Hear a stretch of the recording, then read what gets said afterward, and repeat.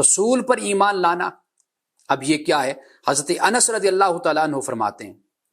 کہ مجھ سے حضور صلی اللہ علیہ وسلم نے فرمایا کہ یا بنیا، اے میرے پیارے بیٹے۔ یہ دیکھیے حضور علیہ الصلوۃ والسلام کس طرح بچوں سے مخاطب ہوتے تھے۔ حضرت انس رسول اللہ کے یعنی اپنے بیٹے تو نہیں تھے نا، صاحبزادے نہیں تھے، آپ کی خدمت میں رہے،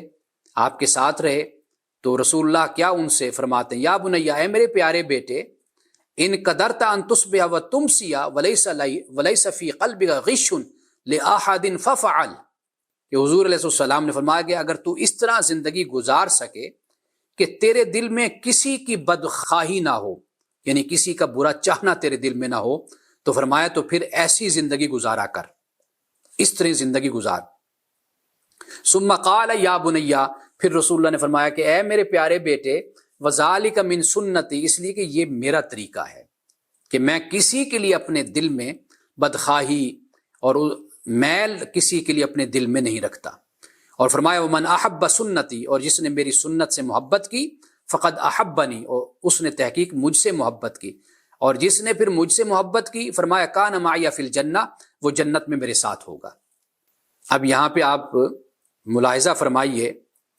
کہ رسول اللہ صلی اللہ علیہ وسلم کی یہ سنت ہے۔ ہم تو آسان آسان سی سنتیں بیان کرتے ہیں نا، جو ظاہری حوالے سے ہیں، کپڑوں کے حوالے سے ہیں یا ایک حلیہ کے حوالے سے ہے، لیکن آپ دیکھیے کہ یہ ہے اصل سنت کہ رسول اللہ نے فرمایا کہ میں نے کبھی بھی کسی کے لیے اپنے دل میں کھوٹ نہیں رکھی، تو لہٰذا یہ میری سنت ہے، اور جس نے میری اس سنت سے محبت کی تو فرمایا اس نے مجھ سے محبت کی، اور جس نے مجھ سے محبت کی تو فرمایا کہ وہ میرے ساتھ جنت میں ہوگا۔ جنت میں رسول اللہ صلی اللہ علیہ وسلم کے ساتھ ہونا یہ تو بڑا ہی مرتبہ ہے، بڑا درجہ ہے، لیکن صرف جنت میں ہونا اس کے لیے بھی بڑی ریاضت ہے۔ ایسی بات نہیں ہے کہ یہ خیال کیا جائے کہ میں ایسے ہی جنت میں چلا جاؤں گا۔